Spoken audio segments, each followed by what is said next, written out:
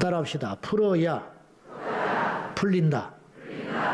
인생은 두 가지 인생이 있어요. 풀리는 인생이 있고 막히는 인생이 있어요. 그 이유가 여러 가지입니다. 근데 아무튼 막히고 꼬이는 것은 누구도 원치 않아요. 근데 우리 주변의 이웃들, 그리고 성경에 등장하는 숱하게 많은 사건과 사람들을 보면은 풀리는 인생이 있고 또한 꼬이고 막히는 인생이 있더라. 그 말이에요. 사무엘 하에 보면은 1장에 보면 사울의 집은 점점 쇠락해지고 다윗의 집은 점점 흥왕하여 지니라. 사울이 죽고 다윗이 집권했는데 다윗의 집은 막 불같이 일어나는 거예요. 이게 세상적인 이야기가 아니에요. 성경에서 말하는 그 말은 부자 되고 잘 되고 뭐 하는 일마다 형통하고 그런 의미도 있지만 다윗의 집에는 하나님이 함께 하신다 이거예요. 사울의 집은 몰락해버려. 망한 게 문제가 아니에요. 아버지 사울과 아들 요나단이 죽은 걸로 끝나는 게 아니고 그 후대들도 있었을 거 아니에요. 완전히 하나님을 등지고 몰락해버렸다. 그런 말이에요. 똑같이 한나라 아래에서 숨쉬고 있는데 한때 두 집안 다 하나님을 섬기고 출발은 사울이 훨씬 월등했죠. 성령님이 함께 하셨고 기름 부었고 왕이 되었고 근데 왜 그렇게 그런 지경이 돼버렸느냐. 여기엔 비밀이 있다는 거예요. 요한복음 15장에 나는 포도나무요 너희는 가지다. 너희가 나를 떠나서는 아무것도 할 수 없다. 이건 진리 중에 진리예요. 하나님 떠나면 아무것도 안 돼요. 테스트를 해봐. 믿지 못하겠거든. 하나님의 방법이 아니고 여러분의 힘대로 한번 해봐요. 마지막에 어떻게 되는지. 하나님의 방법이 아니라 여러분의 방법으로 해봐. 눈에 보이는 거, 그리고 감정 따라, 그리고 사람들이 말하는 거, 그런 거 따라서 쫓아가 봐요. 마지막에 어디에 도착하게 되는지. 절대로 안 된다. 절대로. 안 돼. 성경에서의 복받은 인생은 풀리고 형통한 인생임을 직시하고 있습니다. 자, 우리가 힘과 권세와 부를 가져도 형통하지 못한 인생이 있어요. 이게 무슨 말이냐고요? 잠을 못 자. 불면증이라는 뜻이 아니고 내게 힘이 있고 능력이 있고 부가 있는데 마음의 근심이 단 하루도 떠나지 못하는 인생이 있고 어떤 사람은 베드로처럼 옥에 들어가 있는데 그냥 옥에 들어가 있는 게 아니고 야고보를 죽이고 베드로도 죽이고자 얼마나 철저하게 감시하고 도망 못하게 했냐면 착고를 채우고 착고를 채운 것도 모자라서 좌우에 관수가 같이 있었어요. 누워서. 이거는 불가능하다 이런 말이에요. 그리고 삼중으로 문이 막혀 있었어요. 근데 베드로가 잠을 자. 내일 아침에 죽을 수 있다니까요. 얼마 전에 야고보가 목 베어 죽었잖아요. 근데 베드로가 잠을 잔다? 착고 채워져서 관수 틈에서. 이게 있을 수 있는 일이에요. 베드로는 마음의 평안이 넘치는 거예요. 지키는 관수는 베드로만도 못해. 과연 누가 힘 있는 인생이냐 이 말이에요. 없어도 형통하고 힘이 있고 평안한 인생이 있고 가지고 움켜쥐어도 불안하고 바람에 나는 겨처럼 날아다니고 막히는 인생이 있더라 이 말이에요. 어떤 인생을 우리가 원하느냐 이 말이죠. 다 풀리고 형통한 걸 원하지요. 그러나 인생이 그렇게 뜻대로 되지 않는다. 창세기 39장 23절이에요. 한번 보십시다. 자, 시작. 맡긴 것을 무엇이든지 살펴보지 아니하였으니 이는 여호와께서 요셉과 함께 하심이라. 여호와께서 그를 범사에 형통하게 하셨더라.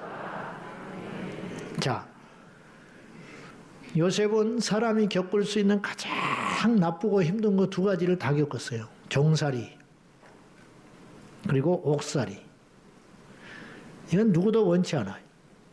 근데 이 인생의 제일 밑바닥에서 아무리 힘들고 어려워도 종살이는 해서는 안 되고 아무리 이 세상에서 살아가는 데 있어서도 옥살이는 하면 안 되잖아요. 이유를 막론하고. 근데 요셉은 연거푸 이 두 개를 했던 사람이에요. 근데 요셉이 종살이를 하고 옥살이를 하더라도 따라다니는 단어가 있었어요. 형통하였더라. 여러분, 종이 무슨 형통할 게 뭐가 있어요? 종이 형통하면 뭐 할 거요? 그렇지 않다니까. 종살이를 해도 평안해. 종살이를 해도 주인이 신뢰를 하고 자기가 하고 싶은 걸 하고 살아요. 이게 형통이라는 거예요. 옥살이 죄인이 형통하면 뭘 자유가 있겠어? 뭐가 있겠어요? 간수장의 신뢰와 사랑을 받아서 거기에서 모든 사람에게 자기에게 한 사람도 미워하는 사람 없고 자기한테 대적하는 사람 하나 없고 자기한테 시비 거는 사람 하나 없고 가는 곳마다 요셉을 이뻐하고 같은 죄인들도 간수장도 이뻐하고 신뢰하고 믿어주고 요셉이 이거 하겠다고 그러면 해라고 해라. 요셉이 이렇다고 그러면 알았다. 네가 뭐 하는 일인데 뭐 빈틈이 있겠냐. 이렇게 용기가 나고 힘이 나고 형통한 거. 어디 가도 그런 인생이란. 얼마나 부러운 인생이에요. 아니 옥살이를 하고 종살이를 해도 그 정도인데 자유가 주어지면 이 인생은 어떻겠어요? 날개 달고 돌아다니는 거지. 안 그래요? 종살이 옥살이를 하고 자유가 없는 인생도 형통했다는데 만약에 종살이 옥살이를 벗어나면 이 인생은 얼마나 엄청나고 멋지고 활기차고 힘있는 인생을 살겠어? 이것이 바로 풀리는 인생이라는 거죠. 우리도 그리 될 수 있어요. 우리도 돈이 좀 없어도 내 안에 건강이 좀 부족해도 세상 말로 빽이 없고 줄이 없어도 우리가 그렇게 할 수 있는 비결이 있다. 왜냐? 우리에게는 하나님 빽이 있으니까. 왜냐? 하나님이 살아계시니까. 왜냐? 하나님은 사람처럼 속거나 엉뚱한 짓을 안 하시는 분이니까. 그분은 정확하신 분이에요. 그분께만 잘 보이면 돼요. 틀림없습니다. 하나님은 중심을 보신다 그랬잖아요. 그 중심이 하나님께로 가면 되는 거라 이거죠. 하나님께로. 네. 기도도 마찬가지예요. 기도가 막히는 기도가 있고 뚫리는 기도가 있다. 즉 묶여서 답답한 기도가 있고 풀리고 형통한 기도가 있다. 그런 말이에요. 기도가 막힌다는 건 인생이 막힌다는 거예요. 기도가 막혀가지고 어떻게 삽니까? 안 그렇습니까? 기도가 막혀. 요 기도 말고 요 기도가 막히면 죽지. 그러니까 맞네. 말이 맞아. 기도가 막히면 죽지. 예. 요 기도도 막히면 죽어. 근데 여기도 말고 여기도가 막혀도 죽는다. 아멘입니까? 기도가 막히면 죽어. 딱 써놔. 냉장고 앞에다가. 싱크대 앞에다 써놓으라고. 또 진짜 써놓은 사람이 있어요. 하면은 기도가 막히면 죽어. 기도가 막히면. 네. 오늘 본문을 보세요. 베드로에게 예수님이 말씀을 하셨어요. 우리 다시 한번 보겠습니다. 다 같이 19절 시작. 내가 천국 열쇠를 네게 주리니 네가 땅에서 무엇인지 매면 하늘에서도 매일 것이요 내가 땅에서 무엇인지 풀면 하늘에서도 풀리리라 하심. 자, 풀리고 매인다는 말은 이 본문에서는 권세적인 측면이 강하다고 했지만은 그럴 정도로 권세를 주리라. 교회에. 교회를 통해서 천국 열쇠를 주겠다는 거예요. 교회에 와서 복음 들으면 천국의 열쇠를 받아서 천국에 들어가는 것이고 복음을 듣지 못하면 망하는 거 아니에요? 그러니까 신앙 고백 위에 세워진 주는 그리스도시요 살아계신 하나님의 아들이라고 하는 고백 하에 세워진 교회에게 주님께서 천국 열쇠를 맡겨놨어. 그냥 교회에 와서 그 천국 열쇠 들고 천국 문 열고 따고 들어와. 주님이 그렇게 말하시는 거거든요. 그런데 그 말씀을 하시면서 하는 말이 네가 땅에서 무엇인지 매면 하늘에서도 매고 네가 땅에서 무엇인지 풀면 하늘에서도 풀리리라. 이 말씀을 오늘 기도의 측면에서 풀어야 풀린다는 주제를 가지고 여기에 맞추어서 한번 본문을 해석을 해보자. 그런 말이에요. 근데 이 말씀에서 순서가 이렇게 나와요. 땅에서 매면 하늘에서도 맨다. 매인다는 말은 묶여버린다는 뜻이에요. 땅에서 풀리면 하늘에서도 풀린다. 저는 이 순서가 굉장히 중요하다고 생각해요. 일반적으로 하늘이 크잖아요. 그리고 하늘이 더 영원하잖아요. 그렇기 때문에 성경은 그래서 그의 나라와 그의 의를 구하라. 그리하면 이 모든 것을 너희에게 더하시리라. 이게 순서예요.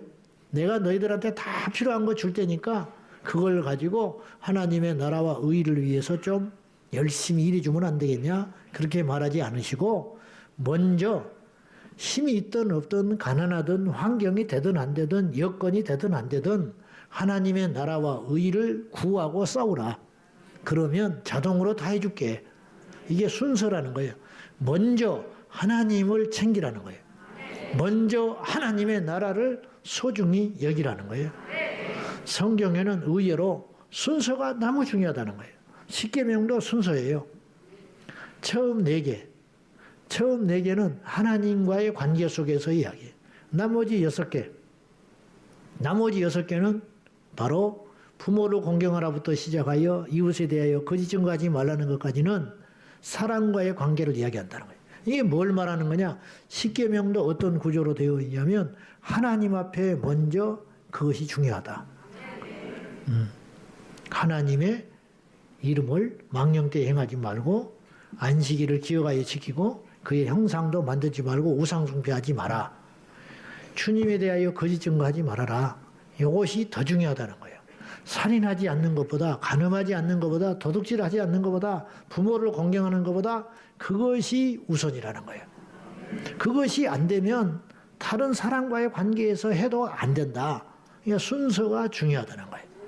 신앙이 뭔지 아세요? 신앙의 본질? 하나님 먼저. 기억하셔야 돼요.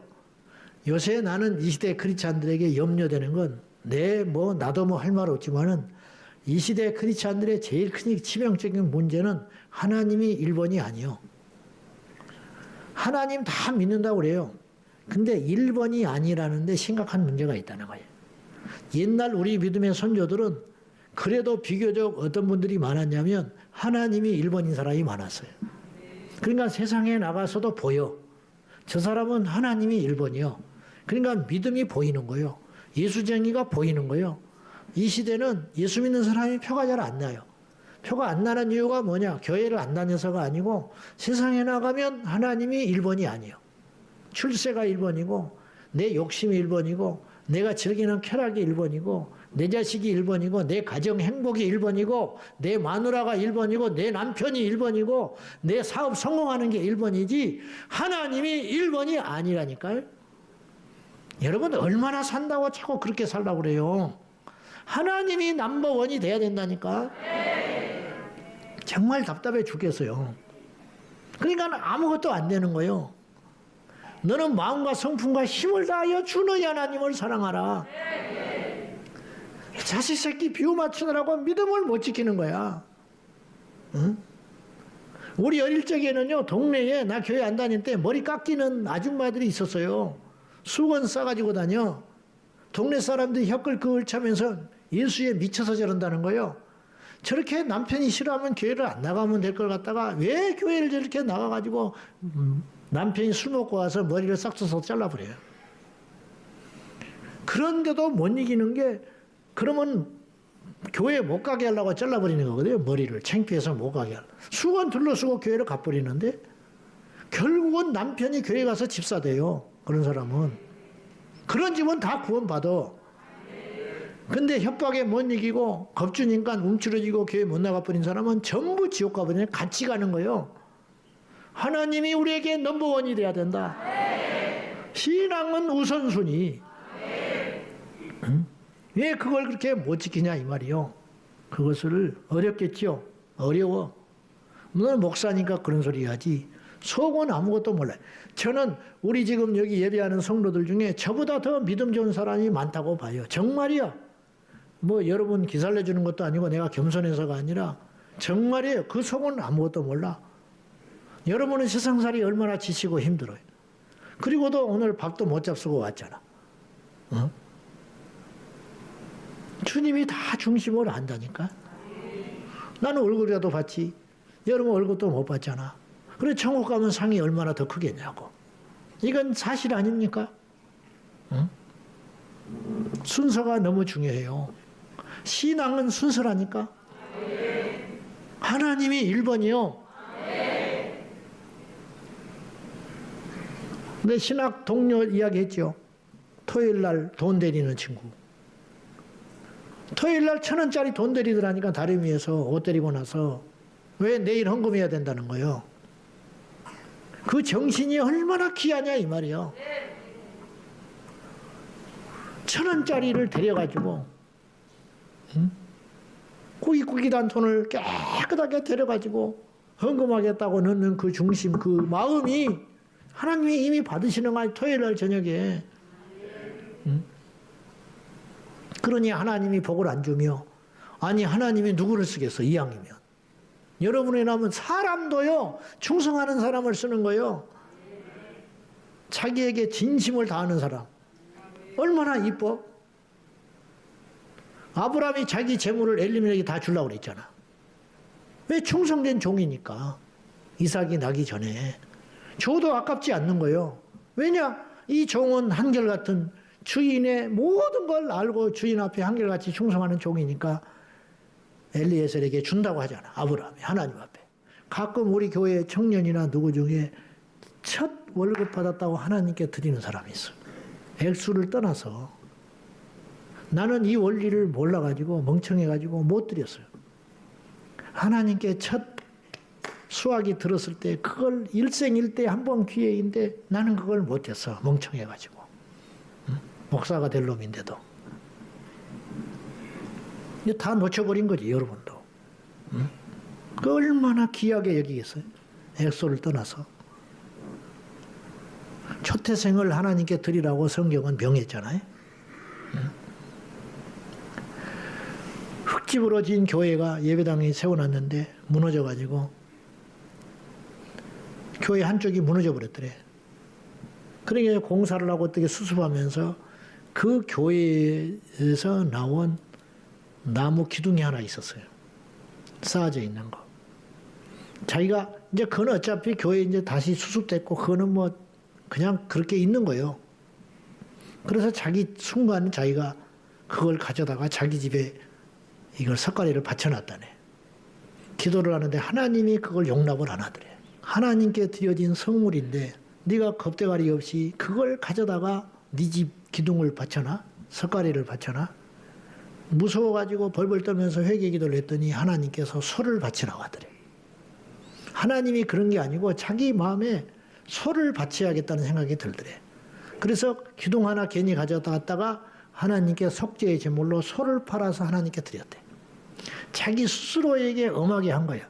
그래야 다시는 그 짓거리 안 하니까.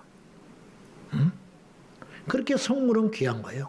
제가 말씀드리려고 하는 요지는 뭐냐면은 하나님이 우리의 1번이 돼야 된다. 순서의 책이다. 어떤 사람은 똑같이 드리고도 주의 일을 하고도 복을 못 받는다면 이걸 따져봐야 돼. 우리의 중심이 하나님께로 향하면 하나님이 1번이 돼요. 여러분 옛날에 CCEC에서 전도할 때 마음의 주인이라는 전도책자가 있었어. 아시죠? 의자가 있다는 거예요. 마음의 의자. 그 의자에 몸 밖에 있는 방 밖에 예수님이 모시고 사는 사람이 있고 안에 방에 모시기는 했는데 가운데 그 의자에 자기가 앉아 있어. 자기 앉아 있고 예수님은 곁에 있는 거예요. 그런 것이 정상이 아니다. 예수님을 주인으로 모신다는 건 내 마음의 중심 의자에 예수님을 앉히는 거라는 거예요. 예수님이 내 마음에 와서 주인 노릇 하시는 거고 나는 예수님의 종, 비서, 노예가 돼가지고 예수님이 하라는 대로 하고 살아가는 거. 이것이 신앙이다. 그 그림이 있잖아요. 그게 기가 막힌 그림 아니요. 정확말로 맞는 그림이죠. 기억하십시다. 가장 귀한 것을 가장 먼저 하나님께 드리는 것이 신앙이다. 그러면 살아계신 하나님께서 그 중심을 보시고 우리를 절대로 그냥 두시지 않는다. 그래서 시편 기자는 말하기를 의인의 후대가 걸식함을 보지 못했다. 누가 의인이에요? 착한 사람이 아니에요. 하나님 앞에 중심을 들여 하나님을 제일로 삼고 살아가는 사람이 의인이에요. 그 사람이 의인이다. 할렐루야. 하나님은 순서를 중요하게 생각하신다. 기도에 있어서 많이 기도하자 그랬어요. 제가 많이 기도해야 좋은 기도가 나오니까. 근데 어쨌든 기도는 양과 함께 중요한 것은 좋은 기도를 드리는 것이 좋은 것인데, 좋은 기도가 따로 있냐? 좋은 기도는 없다. 하나님께 기도하는 것 자체가 다 좋은 일이다. 근데 부득불 한번 따져보자면 좋은 기도는 두 종류가 있어요. 첫째는 진실한 기도가 좋은 기도예요. 하나님 앞에 진실한 기도라는 말은 무슨 말이냐면 그 내용이 진실함과 동시에 그 기도하는 사람 자체가 진실해야 된다는 거예요. 이사야서 1장에 보면 이사야 선지자를 통하여 이스라엘 백성들을 책망하는 게 뭐냐면 너희들이 한마디로 진실하지 못하다는 거예요. 내 앞에서는 척해 엄청나게 많은 재물을 산더미같이 드리는 건 그건 왜 그러냐? 마음의 중심에 하나님을 통하여 복을 받고자 하는 것이지 하나님이 사랑한다, 하나님을 사랑해서 그런다든지 하나님이 자기 안에 1번이 돼서 그런 게 아니라, 그러니까 네 손에 피가 묻어 있다. 내가 중심이면 너희가 그렇게 살겠냐? 그렇지 않기 때문에 내가 역겨워서 못 바꿨다. 그런 말이에요. 그 사람도 다 드러나는 거거든요. 이게 진실한지 거짓된 것인지 드러나지 않습니까? 억지로 하는 것인지 자발적으로 하는 것인지 다 드러나잖아요. 자, 우리 누가복음 18장 11절과 12절 한번 봐요. 기가 막힌 기도가 나와요. 자, 시작. 바리새인은 서서 따로 기도하여 이르되 하나님이여 나는 다른 사람들 곧 토색, 불의, 간음을 하는 자들과 같지 않냐 이 세리와도 같지 않냐을 감사하나이다. 나는 일회에 2번씩 금식하고 또 소득의 11조를 드리나이다. 어떻게 이런 유치하고 이런 낯뜨거운 기도를 할 수가 있을까요? 사람한테도 이렇게 말하면 진실하지 못하는 거야. 보소 나는 저 인간 같지 않아서 다행이야. 알다시피 나는 누구한테 거짓말하는 사람이 아니잖아. 알다시피 나는 정직한 사람 아닌가? 웃기고 있네. 그 말을 하는 순간 웃기는 인간이 되는 거죠. 근데 하나님 앞에 어떻게 그런 기도를 하지요? 나는 저 세리 같지 않다는 거예요. 간음하지 않았어요. 토색하지 않았어요. 나는요 하나님 앞에 11조도 제대로 드리고요. 일회에 2번씩 금식하나이다. 어떻게 그런 기도를 할 수 있죠? 이게 진실한 기도입니까? 세리는 진실한 기도를 했어요. 주여 나를 용서하소서, 나를 불쌍히 여기소서. 그리고 고개를 못 들어. 부끄러워서 하나님 앞에 감히 어떻게 내가 고개 들고 기도를 하냐는 거예요. 그때 예수님이 이 비유를 통해서 하신 말씀이 한 사람은 죄가 그대로 있고 한 사람은 의롭다 함을 하고 내려갔다. 세리는 의롭다 함을 받고 내려갔다는 거예요. 왜? 진실하게 자기의 마음을 토했으니까. 나는 죄인입니다. 나는 주님 앞에 설 수도 없어요. 나 같은 것이 어떻게 기도를 드립니까? 나 같은 것이 어떻게 용서를 받습니까? 내가 어떻게 응답을 받습니까? 근데 오히려 그런 사람이 응답을 받았다는 거지. 왜냐? 진실이 통한다는 거예요. 어떤 기도가 좋은 기도냐? 진실한 기도가 좋은 기도다. 두 번째 좋은 기도란 하나님의 뜻대로 드리는 기도라는 거예요. 하나님의 뜻대로. 하다못해 인간관계에서도 상대방의 입장을 배려하고 상대방의 눈치를 살펴서 기민하게 행동을 하면 상대방이 기분이 좋고 그 사람의 부탁을 들어주는 거예요. 그런데 우리가 기도할 때 우리의 고집과 우리의 뜻을 관철하는 기도를 하지 말고 그런 기도는 좋은 기도가 아니라는 거예요. 내 욕심을 내려놓고 아버지의 뜻대로 하시라고.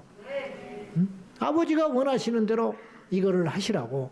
얼마나 귀하고 멋지고 좋은 기도냐는 거죠. 이런 것들이 좋은 기도라는 거죠. 문제는 우리의 기도를 막히고 또 막히게 하고 꼬이게 하는 일들이 일상에서 일어나고 있다는 거예요. 그래서 어떤 기도는 응답을 받지 못하고 헛쓰고만 하는 거예요. 바리새인의 기도와 이방인들의 기도가 그런 것들이었다는 거예요. 비유로 이야기했지만 실제로 바리새인들이 그런 식의 신앙생활을 하고 그런 기도를 하고 있었다는 거예요. 실제로. 우리가 기도를 하면서도 그런 마음속에 그런 바리새적인 기도를 할 수도 있어요. 아이고 세상에 우리 셀리더는 금요일날도 안 나오네. 그리고 막 기도를 해. 하나님이 들으시겠냐 이 말이에요. 그게 바리새적인 기도라. 니나 잘해라 니나. 남의 죄를 탓하지 말고 에? 정죄하고 판단하고 말이죠. 에? 그러지 말라 이 말이에요. 지금도 그런 현대판 바리새인들이 교회 안팎에 넘쳐 흐르지 않습니까? 그 진실한 기도가 아니다는 거지. 헛수고에 기도하는 건 헛수고 기도. 자기는 기도하지 하나님은 안 들어요. 본인은 뭐 목 놓아서 기도하겠지 하나님은 안 받으신다니까. 응? 그런 기도 말고 제대로 된 기도, 진실한 기도, 간절한 기도, 열망에 가득 찬 통곡의 기도, 그런 기도가 진짜 기도인 줄로 믿습니다. 오늘 본문에 우리가 읽었다시피 메인다, 풀린다라는 말이 나와요. 순서가 땅에서 비롯돼요. 즉 우리가 이 땅에서 어떤 일이 잘못되면 하나님과의 관계에서도 문제가 생긴다는 거예요. 풀린다는 말은 무슨 의미예요? 해결된다는 말이에요. 일의 실마리가 보인다는 말이에요. 도저히 우리의 노력과 능력으로 안 되는 일이 외부의 힘과 하나님의 은혜에 의하여 길이 보이기 시작한다는 거죠. 이게 풀리는 거 아닙니까? 반면에 묶인다는 말은 아무리 많은 노력과 헌신과 수고와 그러한 능력을 동원해도 일이 안 된다는 거예요. 얼마나 끔찍한 일이에요. 마태복음 5장 23절과 24절 봅니다. 다 같이 시작. 거기서 내 형제에게 원망 들을 만한 일이 있는 것이 생각나거든. 예물을 제단 앞에 두고 먼저 가서 형제와 화목하고 그 후에 와서 예물을 드리라. 이게 생략되어 있는 말이 있어요. 그게 뭐냐? 예물을 제단에 드리려고 왔다가 네 형제와 불화하고 말을 안 하고 마음에 꺼림이 있고 미워하고 나도 그 사람이 믿고 그 사람도 나를 미워하는 상황에 있다면 예물을 아무리 많이 드려도 안 받아주신다. 그런 일이 생각나거든. 하나님께서 너를 풀어주려고 하는 것이니까 생각조차 안 나는 사람도 있지만은 그 순간에 생각이 난다는 것은 하나님께서 실마리를 풀려고 하는 것이니까 예물을 드리지 말고 드려봤자 안 받으시니까 놓고 가. 다시 가서 그 형제와 사과하고 풀고 와서 드려라. 그러면 받아주겠다. 이 말이 생략되어 있는 거 아니에요? 베드로전서 3장 7절입니다. 보십시다. 자, 시작. 남편들아 이와 같이 지식을 따라 너희 아내와 동거하고 그를 더 연약한 그릇이요 또 생명의 은혜를 함께 이어받을 자로 알라. 귀히 여기라. 이는 너희 기도가 막히지 아니하게 하려 함이라.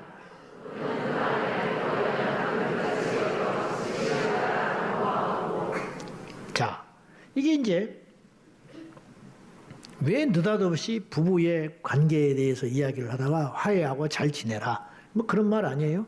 뭐 누가 그걸 몰라?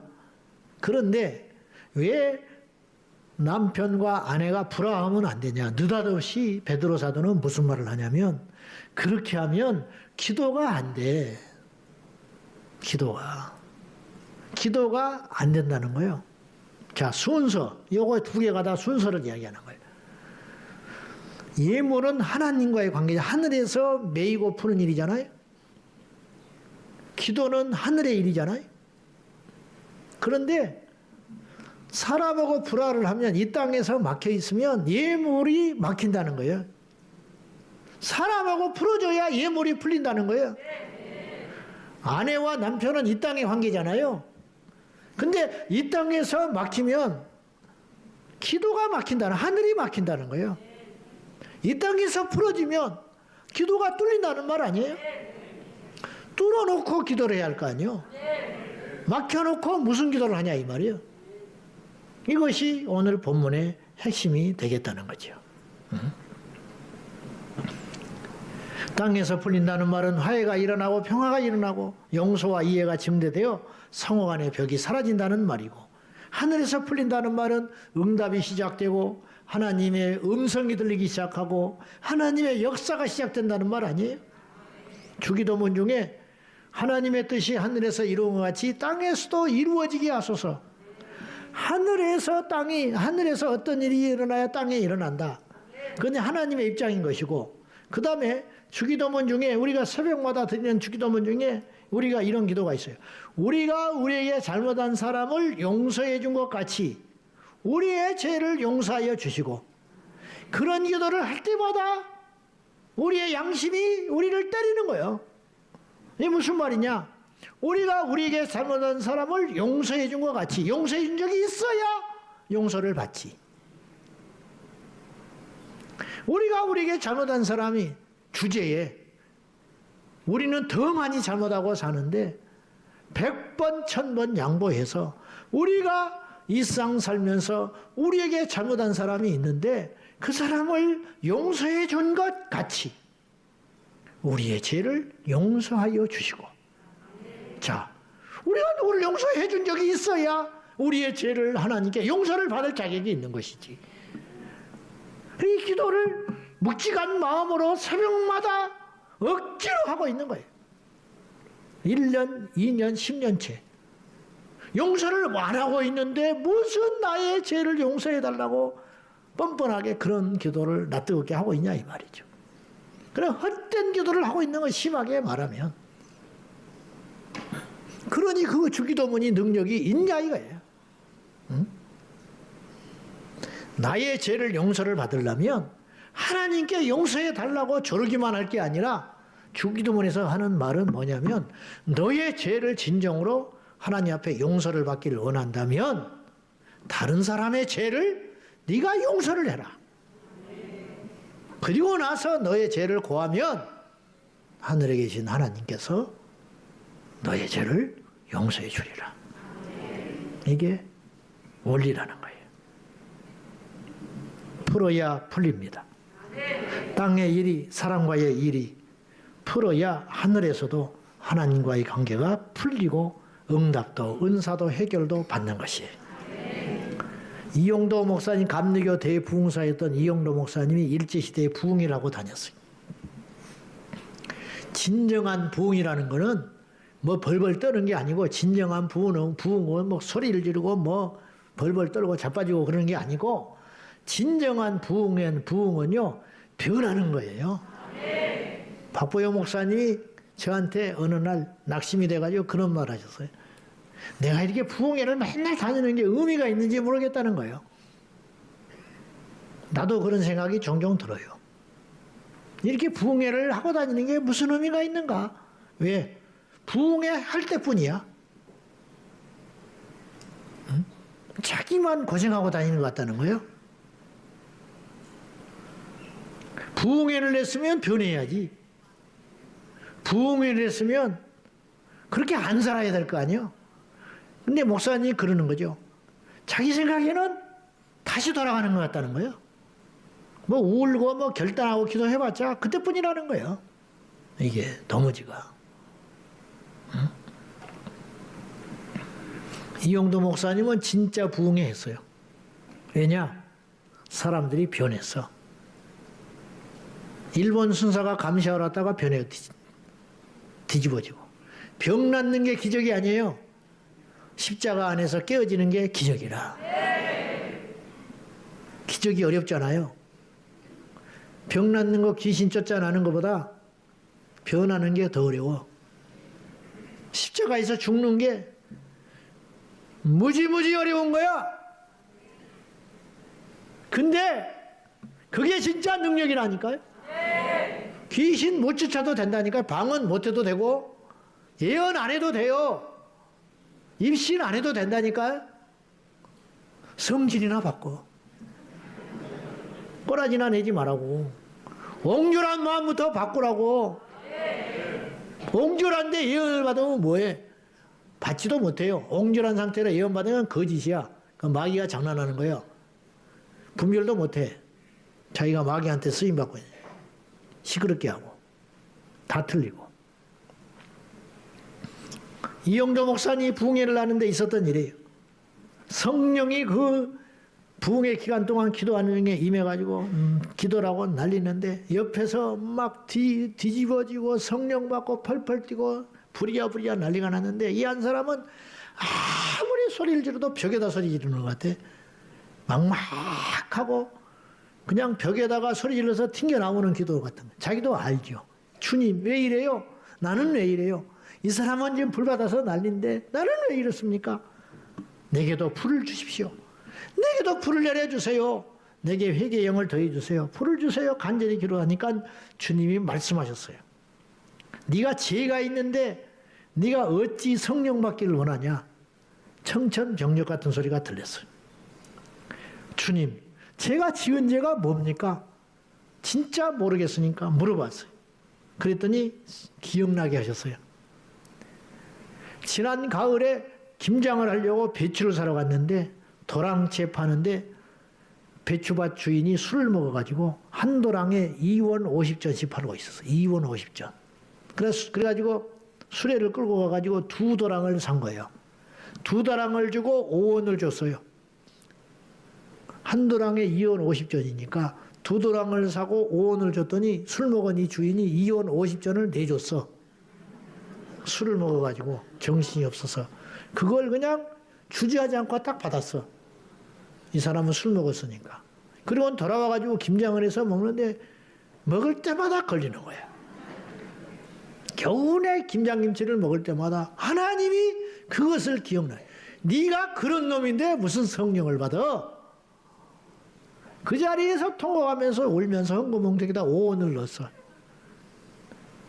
여러분, 그러면 배로 물린다니까? 하지 마. 5원을 넣어가지고 하나님께 딱 내놨더니 기도가 터지면서 불이 임했어요. 막 기도하다가 1시간쯤 기도했는데 또 기도가 확 막혀버려. 하나님 왜 그래요 또? 이건 뭐예요? 또 막 기도했더니 자기 안에 죄가 또 생각이 났어. 이게 뭐냐? 이 사람이 무슨 생각을 갖고 살았냐면 자기 마누라가 죽기를 바라고 살았어요. 왜냐? 마음에 안 들어. 세상가를 가고 싶어 죽었어. 근데 합법적으로 세상가를 가는 비결은 죽어버리는 거야. 그래 마누라를 볼 때마다 죽기를 바랬어. 하나님이 그 살인한 거를 꾸짖더래. 네가 그러고도 성령 받기를 원하냐. 가지고 기어가지고 부인한테 벗어 내가 잘못했네. 내가 죽을 죄인이네. 무릎을 꿇고 빌고. 그랬더니 하나님께서도 기도가 열리고 자기 교회 안에 김 집사가 자기한테 3원을 빌려갔는데 안 갚아. 안 갚아. 뒤통수를 볼 때마다 네가 인간이냐. 3원 빌려가지고 갚지도 않는 놈이 찬송하고 대표기도 하고 네가 그러고도 예수쟁이냐. 이 마음의 분이 안 풀어져. 그거를 다 내려놨어요. 그리고 다 하나님께 떠나보냈더니 그날 밤에 성령 받고 불 받아가지고 이 사람의 인생이 달라졌다는 거예요. 중국에 예수 가족 공동체라는 공동체가 있었어요. 1921년에 탄생한 공동체. 이 사람들은 집단 생활을 했어요. 실제 있었어요. 지금은 없어졌죠. 근데 2년간 서양 선교사가 이들과 함께 살면서 글을 남긴 게 있었어요. 그 책에 보니까 이렇게 나와요. 근데 이 예수 가족 공동체는 훗날에 중국이 알다시피 공산화되지 않습니까? 중국 지하에 들어가서 가정교회 뿌리가 되었고 공산화 기간 동안 오히려 100배의 부흥을 이루는 주축들이 됐어요. 예수 가족 공동체가 엄청난 일을 이뤘죠. 그런데 이 서양 선교사가 이들과 함께 2년을 살 중에 어떤 일이 있었냐면 느닷없이 공산주의 당원, 공무원들이 느닷없이 들이닥쳐서 검사를 종종 했다는 거예요. 트집 잡으려고. 근데 트집 잡을 게 별로 없어. 근데 괜히 싫으니까 예수쟁이들 괴롭히려고 와서 검사를 하곤 했는데 어느 날 가려고 와가지고 예수가족 공동체 그들이 집단으로 농사를 지면서 포도 농사를 진 적이 있었는데 포도가 아주 연글어가지고 주렁주렁 열려있는데 이 관료가 그걸 보고 신기하게 생각하는 거예요. 왜냐? 지키는 사람이 없는데 왜 안 따가냐는 거예요. 도둑질을 안 해가냐는 거예요. 우리는 그런 일 없다. 이 사람이 탐복을 해. 우리 밖에 있는 공산당 집단 농장에서는 이걸 지키느라고 밤낮 지키고 이걸 훔쳐간 놈은 사형을 시켜도 이게 뿌리가 안 뽑힌다는 거예요.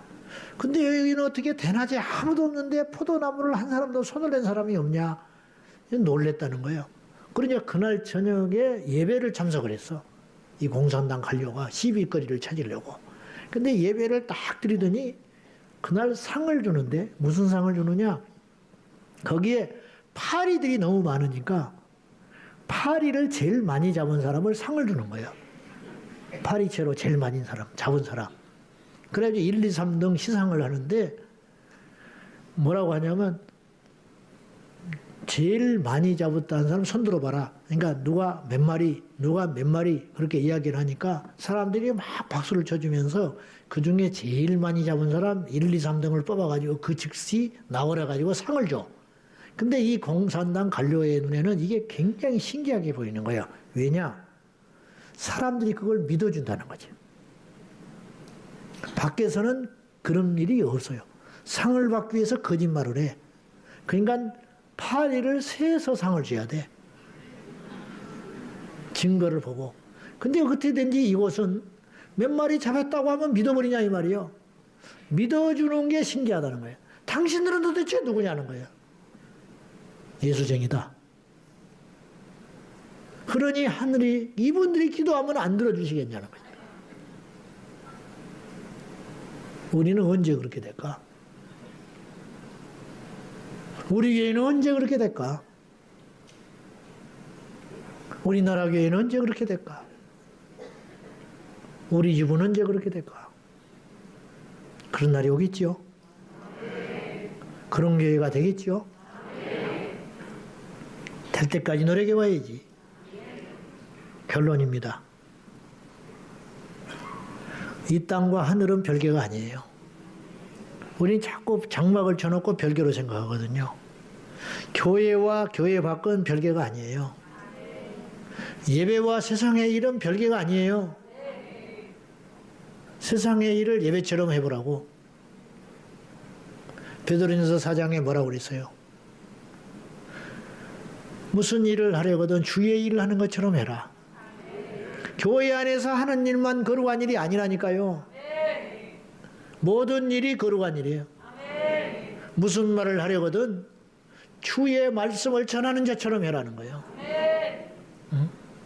그렇게 살면 우리가 어찌 막힐 일이 있겠냐. 그 말 아닙니까? 말씀 맺겠습니다. 우리 제자왕성교회 성도들이요. 풀어야 됩니다. 풀어야 풀립니다.